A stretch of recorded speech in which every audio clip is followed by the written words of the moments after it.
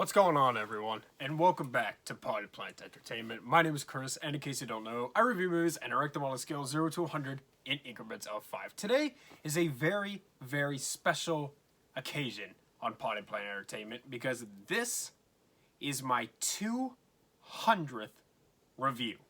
Now, I wanted to do something special for my 200th review, but I'm going to be honest with you, I didn't know what to do.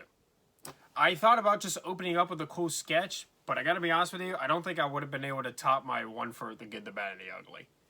So, I decided that to celebrate, within the coming days, I would do a celebratory live stream. I would come up with some things to do during the live stream, we could communicate, and we'll just celebrate the fact that I've managed to reach 200 reviews. 198 movie reviews, 2 reviews for a series. But 200 reviews on this channel. 200. Took me over 2 years to reach this number, but I did it. And I want to say thank you for sticking around and watching me. 200, man. That's a lot. I mean, 200 reviews is crazy. And this is not the best movie to hit that number with, but it's the movie we're going to talk about for 200 anyway. So, with all that being said, today, we're going to be talking about Jurassic Park 3. I've already reviewed Jurassic Park, I reviewed The Lost World, and I've reviewed Jurassic World Dominion. So, we're going to be reviewing this one, then Jurassic World, and then Jurassic World Fallen Kingdom. So, let's get into it. So, Jurassic Park 3 came out in 2001, and it stars Sam Neill, William H. Macy, Tia Leone, Alessandro Nivola, who, by the way, reminds me of, like, an earlier Shia LaBeouf. Like, does it not seem like... So, like, he was in Kingdom of the Crystal Skull, right? Does it not seem like he could have played this part, too? Is that just me? Anyway. Trevor Morgan, Michael Jeter, and Laura Dern. And it was directed by Joe Johnston. And this movie, Alan Grant is back, and he is tricked by this couple, played by William H. Macy and Leone, to go to the second island, Site B, to look for their son, who got lost on the island in some freak accident, to go and try and find him. I don't hate this movie. I have enjoyed it every time I've watched it. When I was a kid, this movie scared the crap out of me. It used to come on Cartoon Network. I don't know why Cartoon Network used to air this movie, but they did, and it scared me. Especially the pterodon sequence that scared the crap out of me when I was a kid. But I've always liked it. It's not great. It's got a lot of problems, and believe me, I've got my problems written here. Like, we're gonna get into them. But I don't hate it. It's all right. I like it. I don't hate this movie. I think some people are a little bit too hard on this. But let's talk about the things that I do like about Jurassic Park 3 before we get into my cons. So, my pros are, first thing it said, it brings back Grant. I was very happy about that. I mean, I was 2, probably. No, I wasn't even 2 yet. Because this came out in the summer of 01. And I was born the fall of 99. So, no, I wasn't. I don't know why I said that. But I am happy that it did bring back Alan Grant. That was... I know a lot of people were appreciative of that because a lot of people missed him in The Lost World. I personally love The Lost World. You can watch my review and you can see why I do love that film. But I am glad they brought him back. The action is really good. They do some great stuff with the dinosaurs here. The music is really good as well. The final climatic battle, I'm going to talk a little bit about things there that don't work for me, but overall, it's really cool. And then, the whole thing with the Stegosaurus and the water, William H. Macy climbs up the thing, and the fires everywhere. It's just all really cool. The mechanical dinosaurs are there, and they're pretty cool. I don't think the mechanics work quite as well as they did in the other two. They seem a little bit more robotic to me. Is that just me?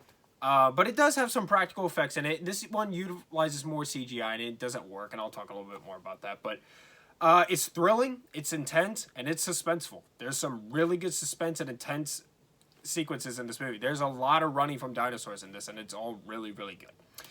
The birdcage sequence, I know I said that scared me when I was a kid. Now, that's the best thing about this movie to me. Every time I watch this movie, I can't wait for the birdcage sequence. The whole thing with the pterodons and the smoke. There's this great shot where the kid Eric is walking across the bridge after they managed to find him.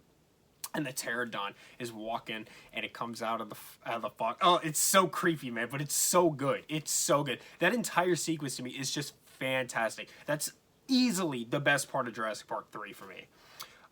It moves much faster than the last two films. Even though the last two films are much better, this one definitely has a quicker pace to it, which is pretty good. It gets a new villain other than the T-Rex. The Spinosaurus is really cool. And I like that, like, they got a little bit more creative. They're like, okay, we've done the T-Rex already. Let's do something different. I appreciate that they did actually take the time to think of that. The set designs are really, really cool. I love the laboratory sequence. All that looks really, really awesome. Let's see. It does attempt to deepen the lore with the Spinosaurus being secretly made, and I appreciate that. But unfortunately, it doesn't really go beyond that much. But, you know, they did, like, make it, like, some sort of a half-baked attempt.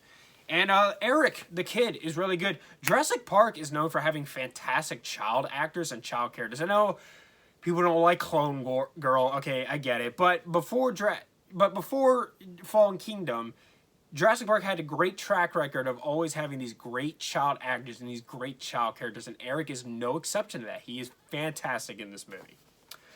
Okay, let's get into my cons. So for one thing, it's short. Considering that this is not a great movie, I won't get mad at that.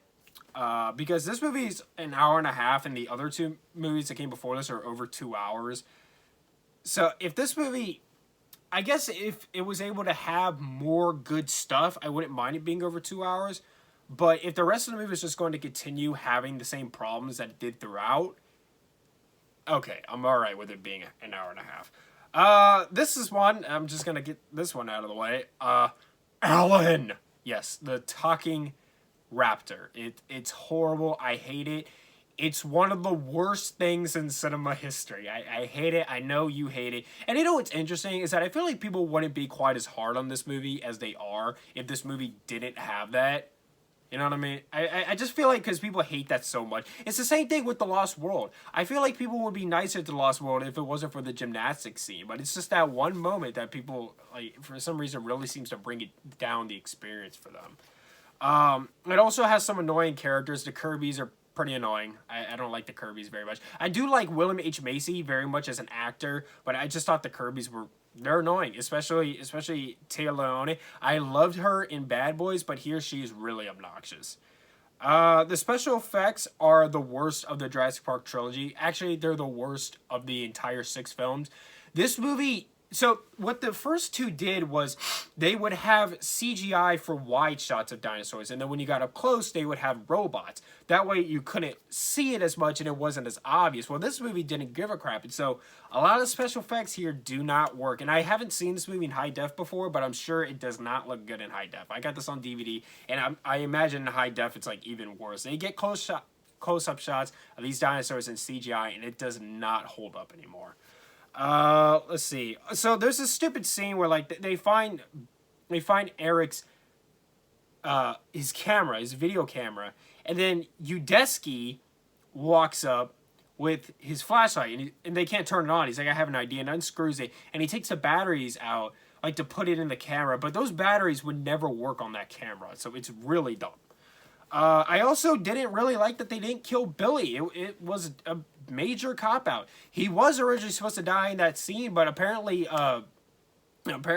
Alessandro Nivola, he whined and complained to Joe Johnston about his character dying, and so they copped out and brought him back at the end. But it doesn't make any sense. You see, like, the river fill up with blood, like when the pterodons are, like, pecking down on him in the water. Like, it's just... And he had a cool death scene, but no, they copped out, and it makes his sacrifice feel like it was nothing, and it is disappointing.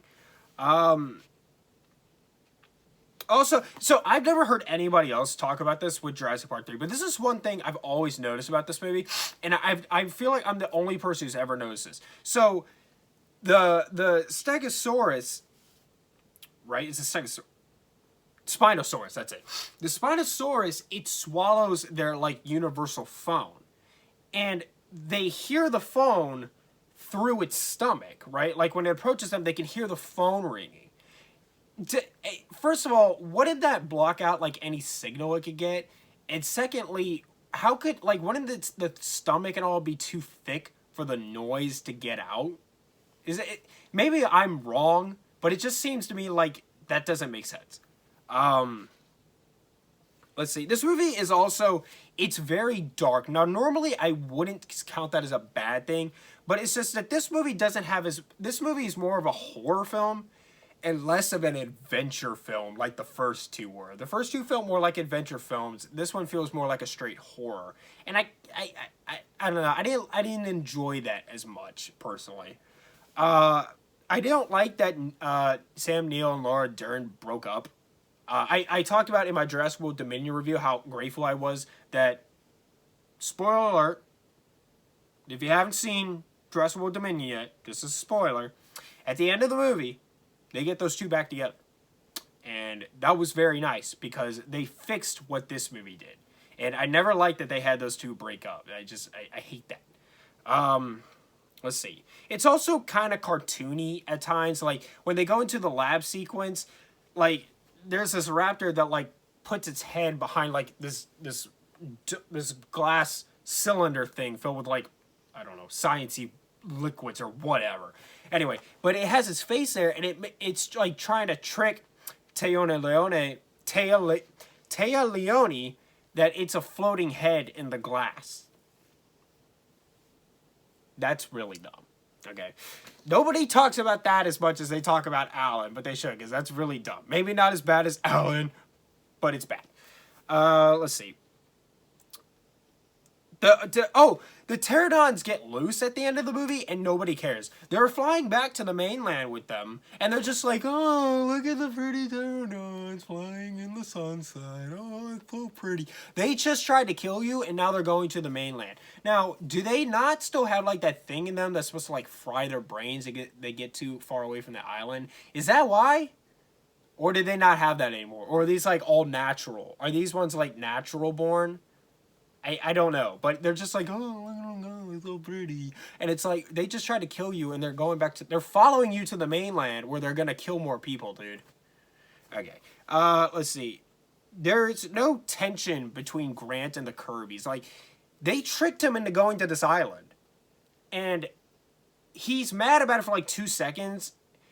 And he manages to keep his composure very well. I respect that about him. But it's just that you would think that there would be like this constant tension between them, and all this time they're on the island, and there's just not, and it just felt like a missed writing opportunity. There aren't really many, there's no memorable tension building sequences like the first two movies. I talked about this in my review for Jurassic World Dominion, how the mobile home sequence in the Lost World, how it just has one thing go wrong after another, and the tension constantly builds. This movie, and from here on out, there are no sequences like that in this entire series. The battle with the Spinosaurus at the end of the movie, it could have been longer, and there could have been more for the characters to do. I did like that sequence, don't get me wrong, but it's just like, it felt like a missed opportunity. It was short, and they could have done so much more. They could have had all, I mean, even like, you ever play Lego Jurassic Park? There's a lot to do at that part in the game. There's more to do at that part in the game than there is in watching the movie. Which I guess makes sense because it's a video game. But still, there's like, they hardly do anything. And it's just like, that sequence could have been so much more than it was. That's about all I got. I don't hate this movie. I really don't. I have a lot of issues with it, but it is an enjoyable film. I never hate myself watching this. I never feel the need to just turn it off. I don't ever feel like just straight up watching this. I only watch it when I'm binge watching the Jurassic series. But I do think it's a fine film. It's very enjoyable. There's a lot here to like. There's just a lot of things about it that are very irritating. So with all that being said, I am going to give Jurassic Park 3 a 75. And I think that's kind of generous. I almost gave it a 70, but I was like, you know what? I do have fun watching this movie, and there is a lot of, you know, good sequences. So 75 it is. All right, I will be back very soon with that live stream I was talking about. I'm going to come up with some fun things we can do for that live stream to celebrate. And the other reviews I talked about before, those are all coming as well. Thank you so much for watching. Thank you for 200 reviews. 200, man. That's huge. I remember what I did for my 100. I reviewed The Matrix, and I did that opening fight scene that I made with my friends. That was fun. But 200, man, that's crazy. So thank you, thank you, thank you. Thank you so much for watching. Subscribe to Party Planner Entertainment 4. Hit the like button. Leave me reviews, suggestions down in the comments down below. Follow me on Instagram and TikTok at Party Planner Entertainment for channel updates and bonus content.